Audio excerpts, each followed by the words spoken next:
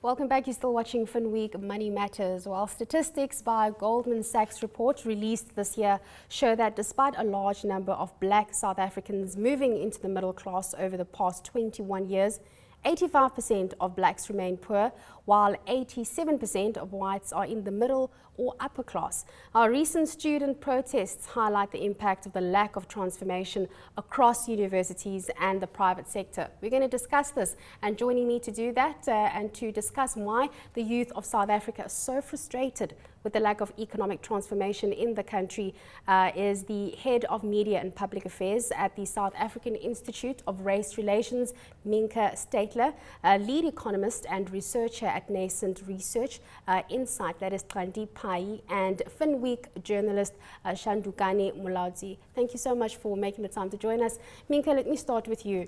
There are these campaigns that Buhle mentioned earlier, Roads Must Fall. Do you think that having these particular campaigns addresses the bigger issue around transformation?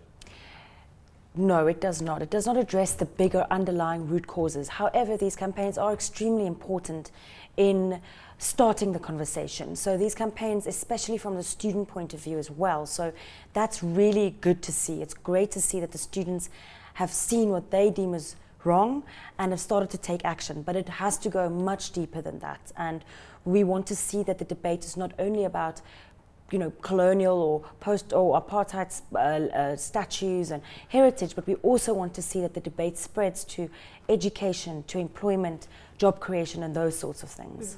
Xhanti, I'd like you to respond to this, but about a few weeks ago, I saw something in the newspaper that had the Rhodes students there, and it said the headline was "Rebel Without a Cause." I'd like you to address what Mienke had said, but also, do young South Africans have the right to be frustrated? Yeah, look, I think the one thing that's quite interesting is that today is the birthday of the Constitution, and amongst the most important things there is a point of equality. And one of the students are saying, and I went to a debate recently where they were talking, and they were saying, if we talk about the representation of colonialism, what they're trying to change also is the sense in which, if you go to a lecture, for example, as a student, the way it is, material is presented, the type of stuff that is included in the curriculum does not actually make them feel as if they are part of the system. So it's almost exclusionary, particularly if you think about the kind of education you're going to get to go forward, particularly if you think also about moving the country forward towards. So the way you are taught, the teaching and learning at university is very important if we are going to transform the university. But one of the things that I think is quite important as well is the way we look at each other. And I think that is one of the things that they want to talk about, in which they're saying, look, if I go to a class and I put up my hand at a tartan and we're discussing, say, for example, at a humanities lecture, and I have an idea, does my lecturer look at me in the same manner as they look at my white colleague, or and they're thinking, look, it is not quite the same thing. And so if I'm not looked at the same way, my ideas don't rise to the same level, then the output at the university level is not going to be quite the same. So those are the things that they are trying to address. So they are a little bit beneath that, but I think obviously we still have a lot of work to do, certainly. But so the cause is very much there. It's very much there, and I think people are misunderstanding it by only focusing on the campaign as if it was just about a statue. It isn't. It is just a representation of a much bigger problem. It's deeper than that. Shandukani? I think what Xhanti just said is very, very important. It is a problem that people are seeing what students are asking for as just a matter about a statue. There are bigger issues. People are fighting because, well, at the end of the day, I can graduate, but I'm not necessarily going to get a job because, well, my friend knows someone who knows someone at a top law firm, for example, but I don't have that same kind of connection, so I'm not going to get into that law firm, even though my marks are amazing. So I think those are the things that people are saying, I'm not seen. People are fighting to be seen, and they're fighting to be seen in the same way as someone else. They also want to be human. And I think those are the things that students are saying, can we just have real change? That's what people want. They want real change. They don't want to see things that are sort of, whitewashing, for example, where things look like they're changing, but they're not really. Mienke, in 2015, I really wouldn't think that we'd still be grappling with these issues, especially when you look at the born frees. This is a generation that is said to be born out of the shackles of our past. Do you think that born frees is a sham? Well, a report that we brought out last week looked specifically at that age group. So those people would be 24, maybe turning 25 this year and younger then. And unfortunately, yes, we feel that they are not truly free. They don't have economic equality, pardon me. They don't have economic equality.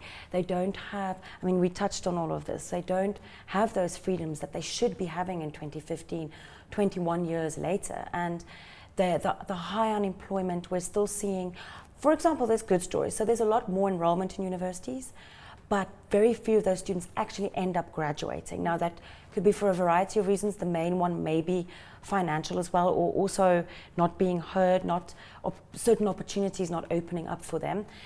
And so only 49% actually end up passing a 3 or 4 year degree.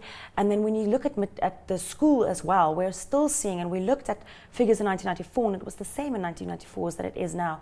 During the 12-year school period, about between 400,000 and 600,000 young people disappear. They don't get counted into the ultimate matric pass percentage. Yes. And we want to know, like, of course, some of them have maybe gone to work, some of them are heads of child-headed households, some may have fallen pregnant or so forth, but how can we help those young people to stay in school as well? And the thing is, when we look at the unemployment, if we actually add people that have stopped looking for work, so have given up, are not in educational training, it's 67% for young black males and 75% for young black females, and that's shocking. And that's why we say that the born free term is maybe politically, they have political freedom, so in that sense it's true, but when it comes to getting a step out of poverty, taking a step up in life, it's unfortunately not true. And certainly, I think, this statistic is particularly shocking, this 85% poverty. Yes. But at the same time, we should not be surprised. One of the things that happen in any economy is that in order for it to absorb people, it has to be as diversified as possible. So what has happened in the past decade in South Africa, our economy has moved a particular way. So the financial sector, for example, has become more important, and other high-skilled sectors, rather than obviously manufacturing and lower-skilled sectors. And because of the kind of education system that we have, and the kind of also the policies that you'll find. So if you're for example, a guy like me, for example, if I go into a job interview, or even when I'm approaching a client, there is still a sense of distrust, or a sense of the way I look, the way I present, a sense of distrust, when you walk in, because obviously the lack of transformation is reinforcing.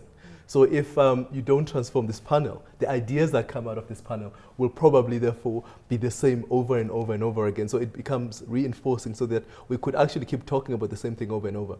But as soon as you maybe make sure that there's enough women on the table, there's enough black and white women, there's enough disabled people, then you start to get a sense of the real issues, and then you implement change. And so around even those things where there's just access to a basic job, you struggle because the people who are sitting on the other side interviewing aren't familiar with this person. They cannot connect with them because it's the nature of our country. So we have to transform first to be able to transform, and that's a very difficult thing to do. And those are the things that we actually have to start tapping into. Well, we're on the right track on this panel, 3 women. Absolutely. Shandukani, just a closing comment from you. Unfortunately, we're going to have to wrap this up. Yeah, I think we just need to stop talking. Like, it can't just be talk. And I think with transformation specifically, we've been talking, we need to transform, we need to transform, we need to transform. But when are we going to start doing? When are we actually going to start doing the things that we need in order to bring about that change, in order to bring about that transformation? And I think active citizenship is what we need in South Africa, in terms of, we can't always say government needs to do X, Y, Z. We also need to find ways in which we can bring about change. And I think that's those are the kinds of things that we should be in our talks, starting to come up with the solutions. Because yes, we can identify problems, but how do we move forward? How do we change this? How do we get out of the situation we find ourselves in right now? Thank you so much, ladies and gents.